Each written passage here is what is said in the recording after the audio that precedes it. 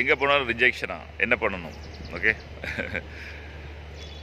என்னை பொறுத்த வரைக்கும் என்னைய நிறைய ரிஜெக்ட் பண்ணவங்க,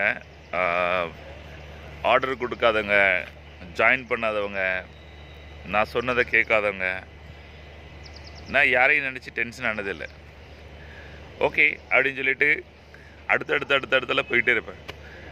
இந்த மடத்தை விட்டால் சந்தை மடம், அது எங்கே போட்டாலும் சரி, இவன் இந்த சந்தில் விட்டால் இந்த சந்திலாவது இன்னும் காட்டுப்பாங்க. நம்மளை வந்து எங்கேயாவது பிடிச்சி வைக்க பார்ப்பாங்க. ஸோ எந்த வழியாவது பிடிச்சி வெளியே வந்துடணும்.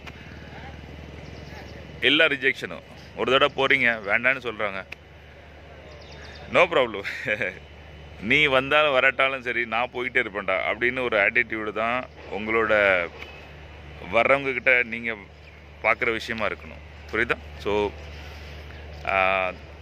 யோசிக்காதீங்க. யார் உங்களுக்கு ரிஜெக்ஷன் கொடுத்தாலும் சரி கண்டுக்காதீங்க. அவங்க முன்னாடி நீங்கள் ப்ரூவ் பண்ணி காட்டணும். இப்போ என்னோடய சக்தி என்ன நிறைய பேருக்கு ட்ரைனிங்லாம் எனக்கு கொடுக்கல. நிறைய பேர் வந்து எனக்கு ட்ரைனிங் கேட்கும்போது வேண்டான்னு சொல்லிடுறாங்க, அப்படிலாம் சொல்லிடுறாங்க. ஆனால் அவங்களெலாம் திரும்ப ஷாக் ஆகிற மாதிரி என்னோடய ஒவ்வொரு ஆக்ஷன் இருக்கும். நான் பண்ணுற ஒவ்வொரு விஷயமும் அதுக்கப்புறம் இருக்கும். அதுக்கப்புறம் நடக்கிற வெற்றி இருக்கலாம். அவங்க நினைப்பாங்க நான் இதோட ஒளிஞ்சேன் அப்படின்னு.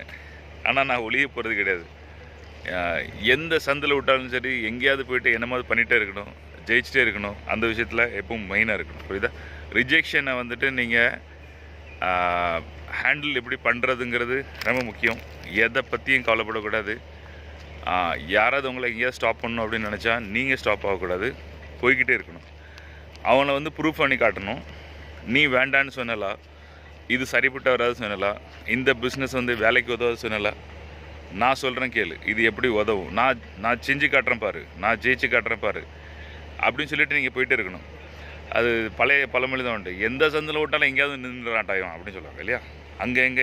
எங்கெல்லாம் அமுக்குதாங்களோ அதை பிடிச்சி நீங்கள் மேலே வர மாதிரி பிளான் பண்ணணும். ரைட்டா? ஸோ இறங்கி டைலாக் உண்டு, நான் இறங்கி போகிறவன் இல்லைடா ஏறி போகிறவன் அப்படி சொல்லணும். யார் டைலாக் தெரியுமா? தலை டைலாக். நான் இறங்கி போகிறவன் இல்லைடா ஏறி போகிறவன்னு சொல்லிட்டு எந்த ரிஜெக்ஷன் தான் சரி ஒரே டைலாக் அடிங்க. என்ன டைலாக்? நான் இறங்கி போகிறவன் இல்லைடா ஏறி போகிறவன்னு அடிக்கணும்.